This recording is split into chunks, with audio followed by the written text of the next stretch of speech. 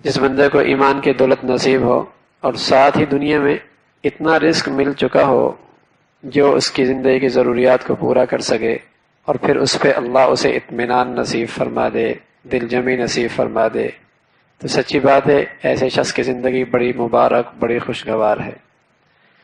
اور اس پر اللہ کا بڑا فضل ہے کہ اسے ایک نسخہ کیمیا مل گیا اطمینان کے لیے، اس لیے کہ جسے یہ کیمیا نسخہ مل جائے تو پھر فقیر کی زندگی بھی بادشاہ کی زندگی سے زیادہ لذیذ اور مسرت ہو جاتی ہے اگر یہ قناعت کی دولت مل جائے۔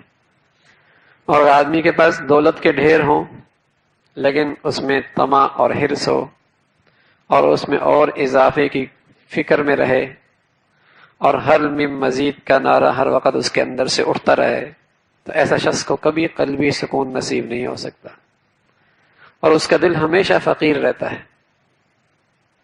اور جسے اللہ نے تھوڑا سا مال دیا لیکن اطمینان دے دیا تو وہ دل کا بادشاہ ہے، وہ دل کا بادشاہ ہے۔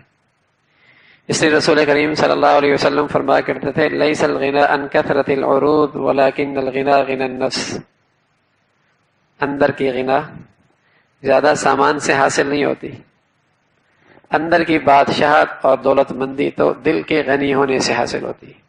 دل غنی ہو کہ اللہ نے جو کچھ دے دیا بہت کچھ ہے، اور یہ اللہ کی طرف سے میرے حق میں بہت بہتر ہے کہ یہی میرے لیے بہتر ہے۔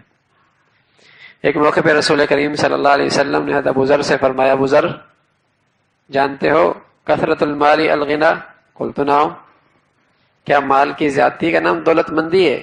اللہ کے رسول ہاں۔ پھر فرمایا قلت المال الفقر، مال تھوڑا ہو تو آدمی فقیر ہوتا ہے؟ قلت نعم، کہ اللہ کے رسول ہاں۔ اور یہ بات پیارے نبی نے 3 مرتبہ فرمائی، اور پھر فرمایا الغنا فی القلب والفقر فی القلب، غنا کا تعلق بھی دل سے ہے اور فقیری کا تعلق بھی دل سے، وہ مال سے نہیں ہے، دولت سے نہیں ہے۔ دل فقیر ہے، دولت بہت ہے، تب بھی فقیری فقیر ہے، دل بادشاہ ہے، دولت تھوڑی ہے، تب بھی اندر کا بادشاہ ہی بادشاہ ہے۔ تو غنا اور فقر کا تعلق دل کے ساتھ ہے۔ کتنے لوگ دنیا میں ہوتے ہیں بڑی دولت لیکن دل کے فقیر، اپنے مال کے چوکیدار، ہاں، دل کے فقیر مال کے چوکیدار۔ اور کتنے ایسے ہیں جن کے پاس تھوڑا ہوتا ہے لیکن اللہ نے انہیں حرص لالچ سے نجات دے رکھی ہوتی ہے، بڑا مطمئن کہ میرے لیے اللہ نے جو دیا میری اوقات سے زیادہ دیا اور میرے لیے اتنا ہی بہتر تھا، حرص سے نجات پا لیتا ہے۔ تو یہ اندر کا بڑا بادشاہ آدمی ہوتا ہے، دیکھنے میں کچھ بھی ہو لیکن حقیقت میں بادشاہ ہے۔ اس لیے رسول کریم صلی اللہ علیہ وسلم نے ایک ایسا اخلاق جس سے بندہ اللہ کا محبوب بنتا ہے اور دنیا میں اسے عزتیں ملتی ہیں، ہاں، وہ کیا ہے؟ قناعت، استغنا۔ ایک شخص آ گیا یا رسول اللہ کوئی ایسی نصیحت فرمائے، احبنی اللہ احبنی الناس، احبنی اللہ احبنی الناس، اللہ بھی مجھے اپنی محبت نصیب فرما دے، میں اللہ کا محبوب بن جاؤں اور لوگوں کے نظروں میں مجھے محبوبیت مل جائے۔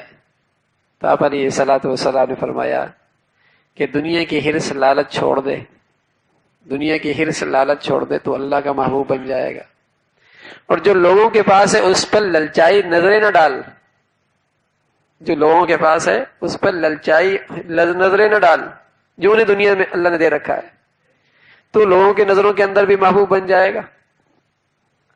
تو بڑی پیاری خوبی ہے، یہ بہت پیارا اخلاق ہے جس سے بندہ اللہ کا بھی محبوب بنتا ہے، مخلوق کے اندر بھی محبوبیت نصیب ہوتی کہ اس کے اندر استغنا آ جائے، اس کے اندر قناعت آ جائے۔